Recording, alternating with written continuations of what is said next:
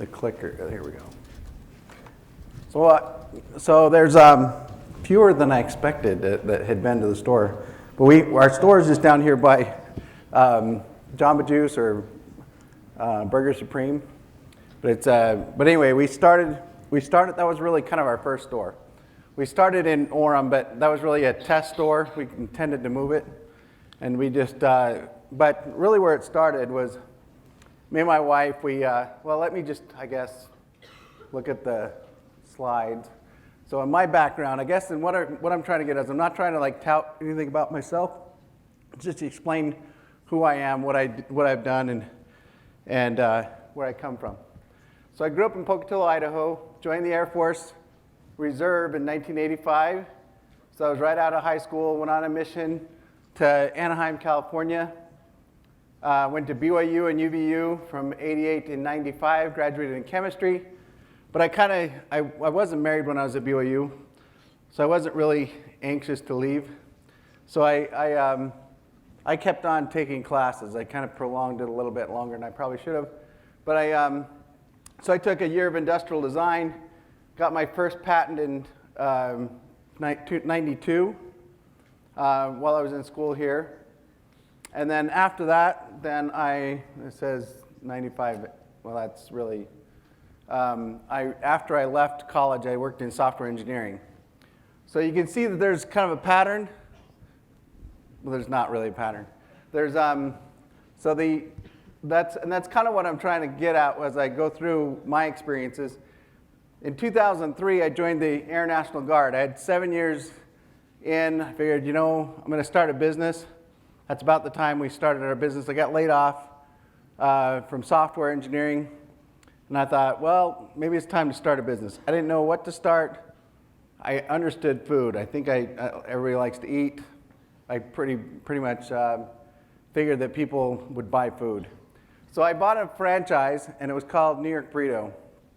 Now, there aren't any around anymore. I think there might be one in Rexburg, but that's the last one. But it didn't do very well. So we, in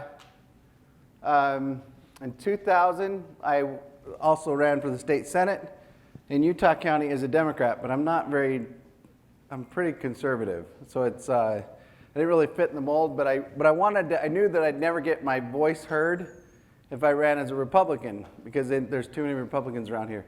There aren't as many Democrats, so people actually listen to you. So that was kind of it was my way to get, my voice heard. And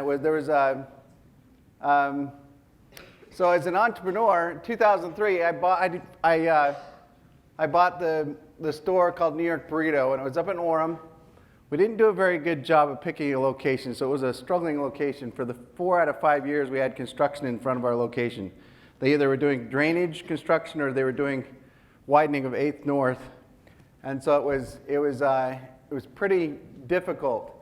So that we started Sub-Zero really because we had a problem. We didn't have enough revenue. So the thing that I decided is that to add more revenue, we just add a product. So I asked people what they wanted, and everybody said ice cream. So now I'll get into a little bit more about what differentiates our ice cream and where that thought process came from in just a second. But in 2008, we started franchising. We had 4 locations. In 2010, we brought in a partner. It was kind of fairly devastating for us. It was partnerships can either make or break a business. And in 2012, we exited that partnership. 2013, we went on Shark Tank, and in 2014, we got a U.S. patent on our process. So, and then we'll be opening well over 50 stores this year. So, and then last thing. I retired from the National Guard in May. So after 20 years of dressing up in camo, and I probably ought to mention this too, and I think this is interesting. When I was in the Air Force Reserve, I worked on, that was while I was at BYU the first time, and I worked on ejection seats. It wasn't very transferable, but the point I'm trying to get at is that over here I worked in IT because I worked in IT in the real world. And so it made an easy transition. I didn't have to go to tech school. But the point I'm trying to get at is there's not a lot of commonality in any things I've done. And the reason I mention that is that don't feel like you need to get pigeonholed into one thing in your career. Don't be afraid to learn something or start something or figure out something. You know, so there's not really any limits today. There's never been limits, but now there's really no limits. If you want to learn something, you can learn it. There's nothing, I mean, you guys know that as well as anybody, that if you want to learn how to, I mean, how do you learn how to change the thermostat on your dryer? Well, you guys probably don't have dryers, but you go to YouTube. You look up the machine, it tells you how to, you know, there's a video that somebody's posted on how to change a part on your dryer or your car or whatever. And the main thing I wanted to get out of this is that not necessarily about me, but the fact that everybody's unique. What makes the reason that that I happen to think of the concept that Sub-Zero is because of my unique nature, what made me, the fact that I had chemistry, the fact that I'd worked in software engineering, the fact that I'd had mechanical experience. All of those things brought a unique package together that allowed me to think of the concept. And then the last thing is me and my wife are probably one of the few people I know that actually work, you know, in the business. I just left to come here. I left our staff meeting, and every week she's there in the staff meeting. She's an integral part of our business. And so that's very uncommon, and I look at other people, and I want to mention, that's her. So I want to talk about her a little bit and some of the things that she's done. Now, she has a very different background than I do. I have more of a tech background. She has an English background. She was a park ranger for 9 years. But the thing that I recognize as having a spouse that's integral with the partnership is that I see people in work where they drift apart as a couple. And so why do they drift apart? Because the husband goes to work, the wife may go to work, may not, and they have different interests. And they don't spend time getting together to talk about what each one did in the day. It doesn't mean that you have to have a spouse as a partner. A lot of people their marriage wouldn't last. But my point in this is that whatever you do when it comes to relationships, make sure that you're listening and that you have something that brings you together as a common bond. So we just happen to work all the time.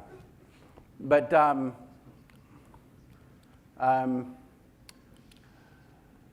so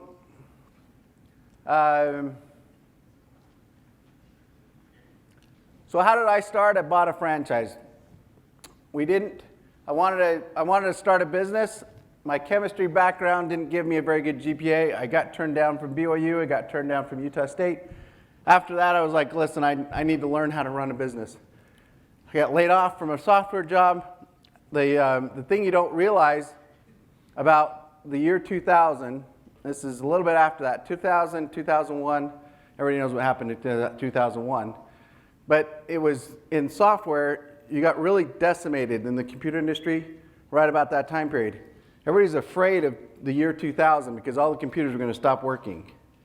And so what did companies do? They bought all new software in 99. They bought all new computers. And so nobody was buying any software in 2000. So what did the software companies do? They lay everybody off. So then I go to work for a startup. Startups are vulnerable. You get into 2001, what happens? 9/11.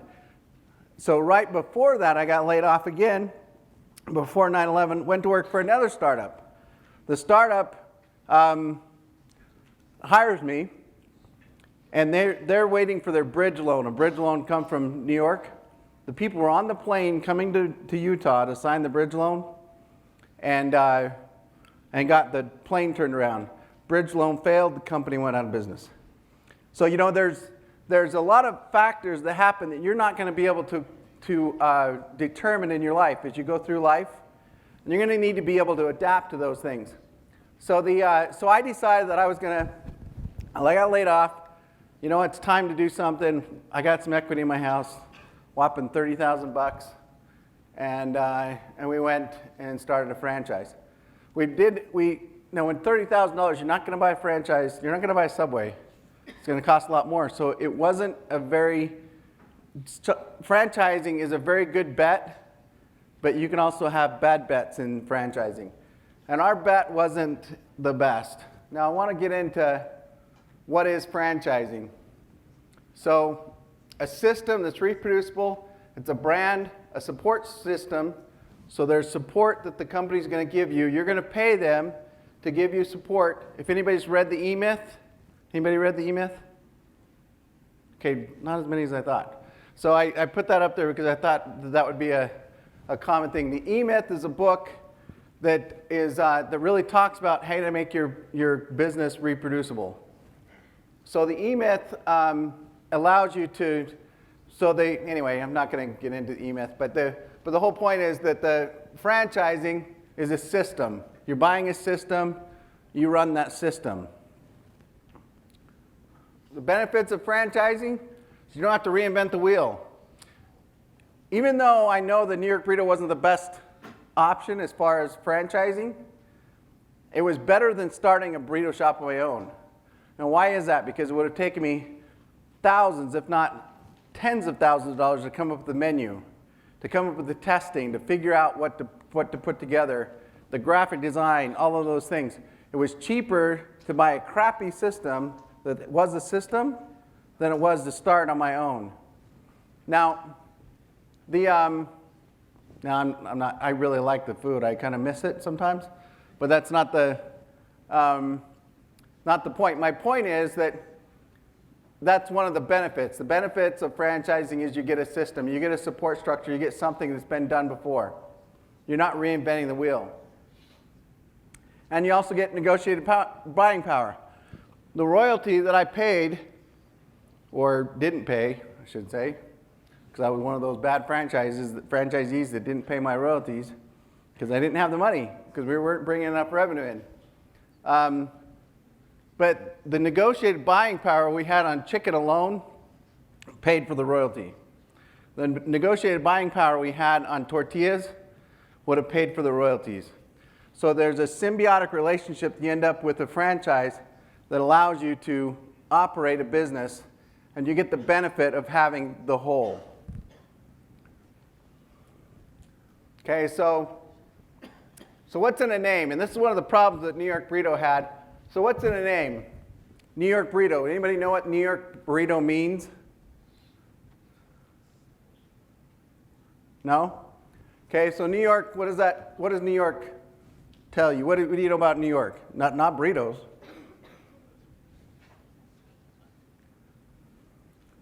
New York means deli, okay, according to the brand. Burrito means wrap. So they should have called it deli-style wraps. But they didn't. They called it New York Burrito. They were thinking it was cute, and it's an oxymoron, and that's where they made a mistake. People didn't understand the brand. Okay, so what's in a name? It needs to be clear right up front. Absolutely needs to be clear. So there's no gimmicks. Don't be gimmicky when you're creating a name. Unless you have like billions of dollars to play with, like Amazon, where you can reinvent the name and you can tell everybody.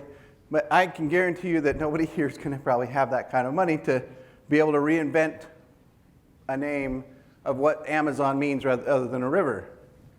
So this was my first attempt at a logo. Really naming Sub-Zero Cryo Creamery. Now, anybody want to tell me what's wrong with this name? Cryo. I thought it was cute. I figured everybody had watched enough Terminator movies that they knew what cryogenics was. I was wrong. So what? Now, but everybody knows what creamery is, right? Anybody not know what creamery is? It's an ice cream shop. So creamery, you got the creamery, BYU Creamery, it's a creamery. It's an ice cream shop. So it's, So I figured people would get that, and what they found is that people look and they'll read something until they don't understand something, and then they'll stop. And then they won't go any further, and that's it. If you get them to stop, wherever they stop, they're stopped. You've lost them. So you have to be very straightforward and tell them exactly what you're trying to get across to them. And if you don't do that, you'll lose them. It has to be short and sweet. Okay? So I kind of expected that everybody knew what our brand was, and I guess that was my flaw. So let me tell you about where we started. So we had this New York burrito. We had extra space. We asked people what they wanted. Everybody said ice cream. Okay, so I go, I don't know anything about ice cream. Let's go talk to the experts. So I went and talked to the experts. The experts said, don't do ice cream. So I went to Farr and Russell up in Salt Lake, went to different people in the ice cream industry, and I said, don't do ice cream. And I said, all right. And they gave one cap. They said, if you're in a bad location, we knew we were in a bad location. So I said, all right. And they gave one caveat, unless it's different enough that people go out of your way to go see it. Okay, so it has to be different enough. Okay, that means reinventing the wheel and starting from scratch. Thinking about ice cream in a different way. So, problem was that we didn't have enough revenue. Solution, add a product. Ice cream. So we needed to solve a problem. Okay, I guess I got ahead of myself. So we needed to add more revenue. So I started asking people, now, don't do ice cream, brand, bad location, unless it's different. So what's different? Okay, solve a problem or create a problem. Okay, when I mean solve a problem, so if I have like bad arches, putting an arch support would be solving a problem, right? I have a problem, but it's a distinct problem. Or when you're in product development, you can create the problem. Problem may not exist yet. Does anybody really have to have ice cream made right in front of you? They don't have to have ice cream made per person. They've never known it. They've never had it. They've never had to have it before. So why do they need to know that they have to have it? So therefore, so what I did is I went and researched people, and I started asking people the question, what do you like about specifically Cold Stone? Okay? And I went after Cold Stone. This is 2004, and I said, what do you like about Cold Stone? And they gave two answers. They said, it was entertaining and it was good ice cream. So I said, all right, I don't know what that means. So I dug deeper and I asked people what makes it entertaining and what made a good ice cream. Both answers came back with one thing. They customized it for me. So they added something at the time of order to the ice cream. And I was like, okay, customization. So I can define that as customization. Okay, so the thing that I came up with is that the only way I could think of to customize it more than what somebody else was doing was don't freeze it. So that's my definition of the ice cream shop. Don't freeze it till you order it. Now, I didn't know how I was going to do that, and then I came across an article in Popular Science that talked about liquid nitrogen. My wife left it on the toilet seat. She thought it would be interesting reading, and that's where it started. So so anyway,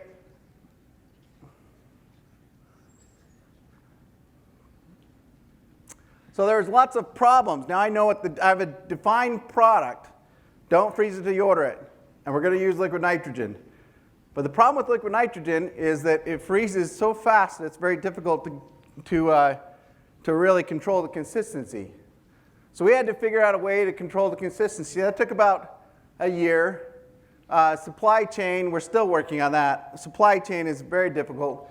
And at the time, we couldn't get nitrogen companies to sell nitrogen to us. So the nitrogen companies, it wasn't until this year that we actually got nitrogen in all 50 states that's available to us. Until now, we've had to go to very local companies and try and find a supply chain that'll work for us.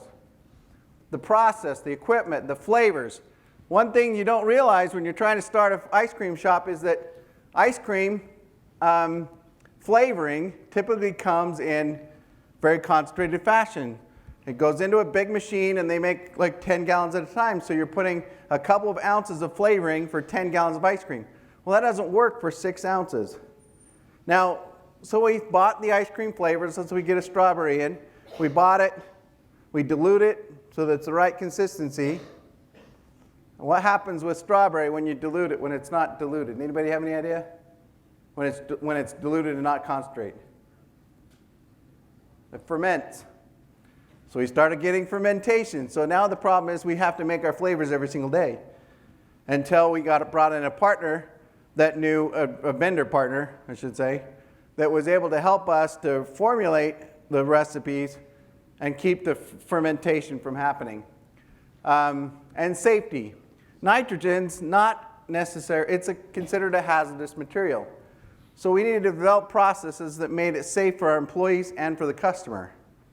And one of the things that the nitrogen companies, one of the reasons they didn't want to supply us is because they're used to supplying nitrogen to a welding shop who makes a product, but the customer never sees that nitrogen or ever comes in contact with it.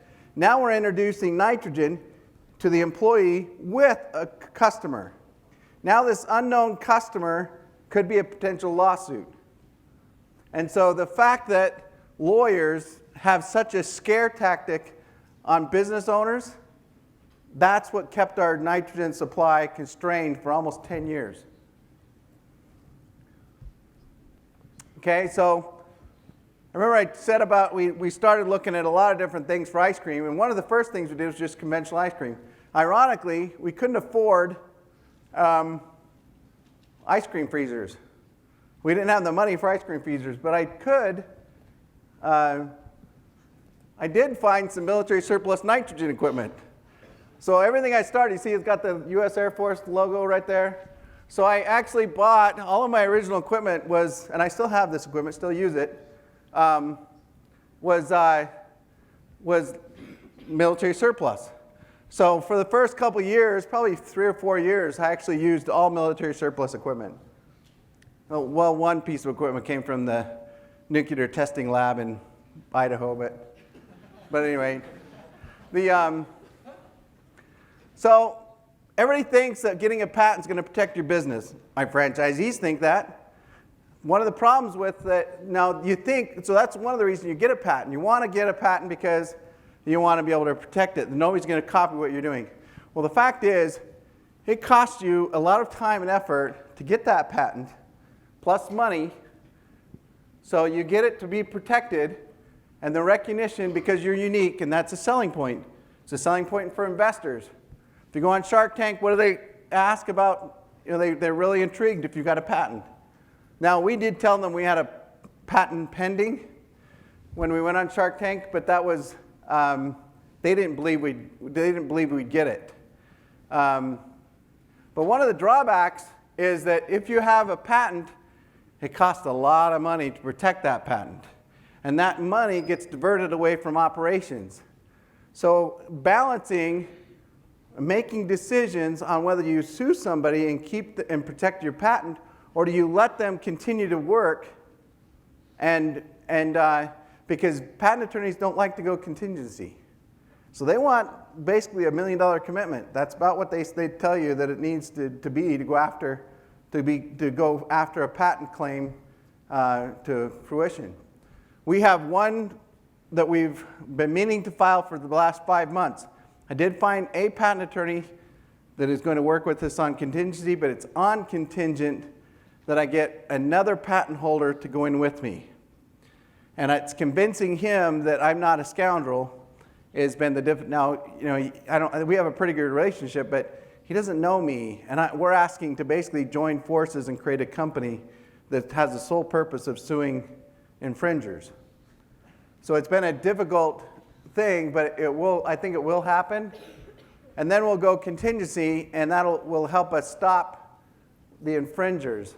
But in the meantime, legislation has come down including from our Senator Mike Lee, that is very anti-protecting of patents. They don't mean to be, but they're really trying to keep the patent trolls, the big companies that create a patent, and then they just sue people. So they're trying to prevent that from happening. But what it's doing is it's really hurting the small guy that got a patent inadvertently. Makes it more difficult to protect your patent. Okay, so what makes so I told you that we use liquid nitrogen to freeze it in front of the customer. So when you walk in, you pick your cream. So you say, all right, I want a premium ice cream, and I want a strawberry amaretto with strawberry bits, and I want it frozen really hard. Okay, so that's the process. And then we take liquid nitrogen and we put it in the bowl. What makes it unique is that before our process, what people would do is they'd pour a little bit in at a time, and it was just the nuances of the process. We allow all the nitrogen to interact with the cream, and what that does is it creates a phase layer. And the phase layer creates like a sheet in between the nitrogen. The nitrogen floats on top. When it floats on top, you take the blade of our scoop, and we break it off the edge, and when it does that, it raises up out of the nitrogen and then goes and does the same thing to the next layer. And then we repeat till there's no more nitrogen. So that's what makes it unique. Now, if we want to make it harder, we add more nitrogen. If we want to make it softer, we have a tempering bowl that adds a little bit of heat to the bottom of the bowl, and it softens it. Now, the thing that we've learned, and it's pretty common knowledge, the faster you freeze ice cream, the smoother the texture. And that comes back down to the science of it. So our new tagline is delicious science. So we're trying to really, accentuate that branding right now, because we want to tie the science in with the fact that it's a good product. Okay, so problems with patent protection. So we decided to go the route of franchising. Now, anybody have any idea why you'd want to franchise? Why would you want to be a franchisor rather than a franchisee? Do anybody know the difference? So a franchisee buys the system. The franchisor is providing the system. Okay, so we became a franchisor. And you do it to expand. You expand with using somebody else's money. Now, it's not your business. Each one of those franchisees are individual business owners. But they've signed an agreement that they're going to use your name, your processes, and they're going to give you a portion of the proceeds. So one of the benefits is you can grow wider, faster. You have a whole bunch of small businesses doing the same thing. It's reproducible, reduces the capital need. If I were going to go build stores of my own, to build 10 stores, it would cost me, several $1,000,000. But if I have individual people opening up stores, then they keep most of that, but they're putting their neck on the line. I don't have to get credit, and I don't have to get investors. So the other thing is that, remember I said that you get a little piece of their sales, so that's the recurring revenue. So in business, as you guys probably looked at a lot of different business models, software as a service, investors like that because it's got a recurring business, or it's got recurring revenue. And that's the same thing with franchising. But franchising doesn't have to necessarily be high tech. Can be, but not necessarily. It can be a lot of different things. What's the problem with franchising? That the initial cost is pretty high. You've got to get the initial cost of creating a franchise to get the manuals, the documentation, the legal work. It's regulated by the FTC. In some states, when you're early on, you can't take revenue from a franchisee until their store's open. So right now, even now, after 10 years of doing business, and I think it's Maryland, we can sell a franchise in Maryland, but we can't take their money until their store's built. So we have to do all the work to get them up and running, and we don't get anything until they open. So that puts a lot of drain on building the business. So and the other thing is government doesn't look at franchises as small businesses. In Seattle, you have the minimum wage that's going up to $15 an hour pretty rapidly. Well, they had different schedules depending on whether you were a small business or a large business. And if you're part of a franchise, they considered you a large business. Even though that individual owner was a small business, the government looked at them as a large business. And right now, this year, one of the things that's really become a real problem in the franchise business is the FTC or the Labor Commission is saying that franchise systems take on the liability of for the employees at the store level. So I have to take on the liability as the franchisor of one of the store owners that I don't even own their store. That I have all I have is like input on how they run their business. I don't run their business. But the new regulations are making it so that liability rises. So how do you take care of liability when it comes to that type of liability? Anybody have any idea? Insurance. You buy insurance. So the trend in franchising really is going to bigger and bigger businesses. So multi-unit, venture capital, private equity. A lot of private equity companies are buying franchise businesses, and that's because they see that reproducibility is something they can reproduce. And this is a show that we go to. They have a magazine. So they have, these are some of you can see that these are some of the top franchisees that own multiple units. So NCP owns 1,499 units. Target owns 1,197. Flynn Restaurant Group, 730. And these are the different brands they own. Now, so it's getting bigger and bigger. More and more people, churches. Anybody's heard of Azam Khan? So Azam Khan owns 300 Church's Chickens.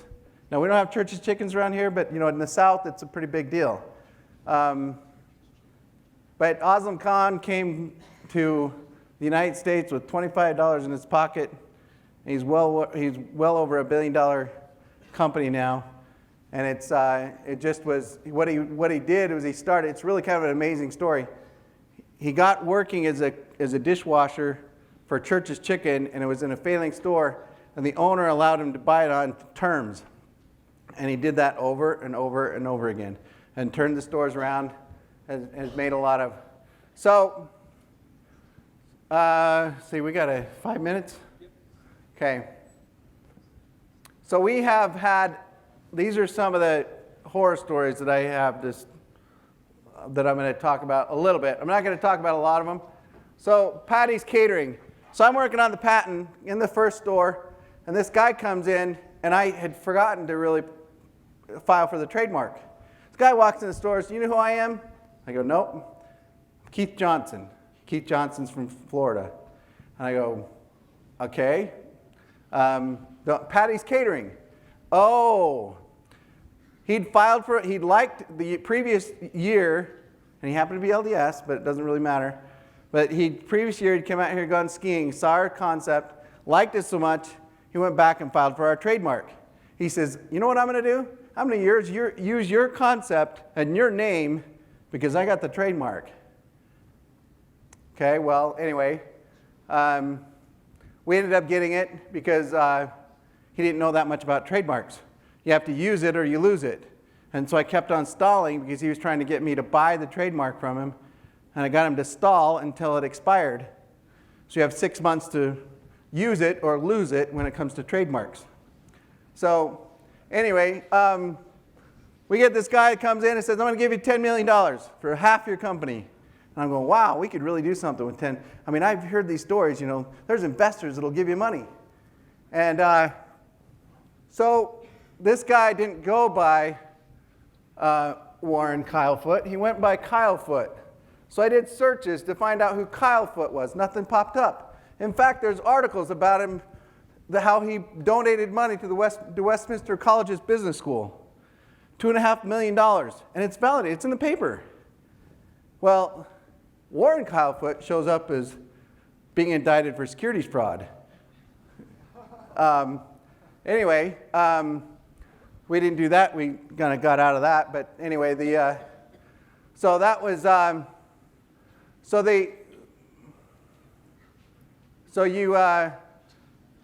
so partnerships. I want to talk a little bit about partnerships, and I know we're running out of time. There's a lot of ways to do it. Do you create a partnership or not? And really what I want to try and get boiled down to, I can talk about this. This is this gentleman right here. This is one of our franchisees that just signed, and her husband. These two are our area developers that are from San Antonio. They're from Pakistan. He owns 75 Subway stores. He manages 250 Subway stores. And that's his son. He's worked for Deloitte & Touche, and they are building stores like crazy for us down in Texas. But he's taught me more about respect and how to gain respect and how to treat people than just about anybody I've met. And I see it when he walks in a room. And I bring this up because I really want to get, I'm running out of time, so I apologize. I'm going to try and make it quick. But the one thing I wanted to end on was I was going to talk more about Shark Tank and our experiences there. But we don't have a lot of time for that. So we'll click through that. We've had some good publicity. But the thing that I want to talk about trust. I want to end on trust. Trust is incredibly important, and it's not something that people give up very easily. So, has anybody watched? It's a radar show. Sorry, it's Taken 2. Is that PG-13? Oh, good. Okay. Anyway, so at the very end, Liam Neeson is giving. He's got the bad guy in his sights. He's got a gun on him, and he's trying to get the bad guy to do something for him, to trust him. He says, "How can I trust you?" And he puts the gun down. That's how you can trust me. I'm giving you my gun. What did he do when he did that? He made himself vulnerable. He made himself vulnerable. Now, that guy could use that against him, or they could have a trust. Be able to create trust quickly, but you have to be sincere. It has to be sincere that you're going to give something up, and that's going to then be reciprocated. So then the last thing that I want you guys to read this, and if you haven't read it, there's an Ensign article about 3 years ago. It was called "Making a Living, Making a Life." And he talks about your motivations for doing business. And I want to encourage you guys to do a work. In other words, if you always be thinking about the other person, there